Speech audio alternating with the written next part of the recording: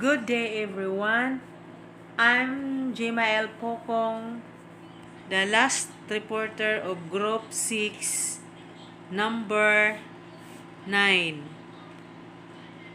Republic Act number 7722, an act creating the Commission on Higher Education, appropriating funds, therefore and for other purposes.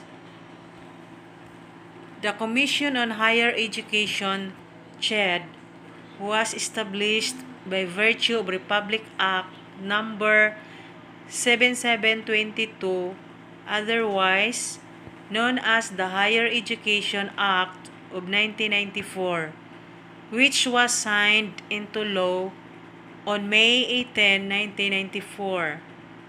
The creation of the Commission abolished the Bureau of Higher Education and confined the jurisdiction of the Department of Education, DepEd, to elementary and secondary levels of education. The CHED is under the Office of the President. It covers both public and private higher educational institutions as well as the degree granting programs in all post-secondary educational institutions. Pursuant to Republic Act number 7722, the CHED is mandated to promote quality education, broaden access to higher education, protect academic freedom for continuing intellectual growth, and ensure advancement of learning and research. The CHED is composed of a chairman and 4 commissioners with a term of 4 years, and these shall be holders of earned doctorate, actively engaged in higher education for at least 10 years, must not have been candidates for elective positions in the elections, shall be academicians known for their higher degree of professionalism and integrity. In general, they act as collegiate body in formulating plans, policies, and strategies relating to higher education and in deciding important matters and problems regarding the operation of the CHED. It has an executive office which oversees the overall implementation of policies, programs, projects, and operations of the various offices of CHED. The Commission shall have the following powers and functions: formulate and recommend development plans, policies, priorities, and programs on higher education and research. Formulate and recommend development plans, policies, priorities, and programs on research.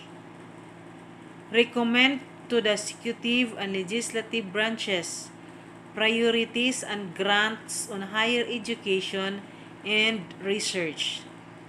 Set minimum standards for programs and institutions of higher learning recommended by panels of experts in the field and subject to public hearing, and enforce the same. Monitor and evaluate the performance of programs and institutions of higher learning for appropriate incentives as well as the imposition of sanctions such as, but not limited to, diminution or withdrawal of subsidy, recommendation on the downgrading or withdrawal of accreditation, program termination, or school closure.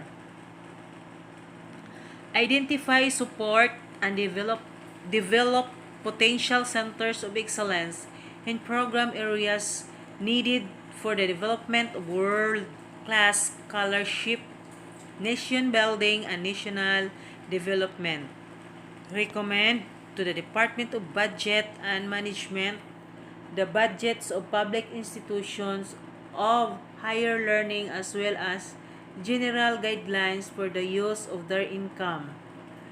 Rationalize programs and institutions of higher learning and set standards, policies, and guidelines for the creation of new ones as well as the conversion or elevation of schools to institutions of higher learning, subject to budgetary limitations and the number of institutions of higher learning in the province or region where creation, conversion, or elevation of sought to be made. Develop criteria of allocating additional resources such as research and program development grants, scholarships, and other similar programs, provided that they shall not detract from the fiscal autonomy already enjoyed by colleges and universities. Direct or redirect purposive research by institutions of higher learning to meet the needs of agro-industrialization and development. Devise and implement resource development schemes. Administer the Higher Education Development Fund as described in Section 10 hereunder, which will promote the purposes of higher education. Review the charters of institutions of higher learning and state universities and colleges, including the chairmanship and membership of their governing bodies, and recommend appropriate measures as basis for necessary action. Promulgate such rules and regulations and exercise such other powers and functions as may be necessary to carry out effectively the purpose and objectives of their act, and perform such other functions as may be necessary for its effective operations and for the continued enhancement, growth, or development of higher education. For sound and judicious management of the fund, the Commission shall appoint a reputable government financial institutions as portfolio manager of the fund, subject to the following conditions. As administrator of the fund, the Commission shall prepare the necessary guidelines for its use, subject to the following conditions. No part of the seed capital of the fund, including earnings thereof, shall be used to underwrite overhead expenses for administration, unless otherwise stipulated by the private donor.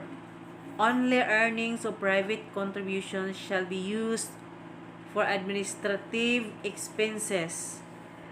The Commission shall appoint and organize a separate staff, independent administratively and budgetarily, separate from the Commission's Secretariat, and the fund shall be utilized equitably according to regions and programs.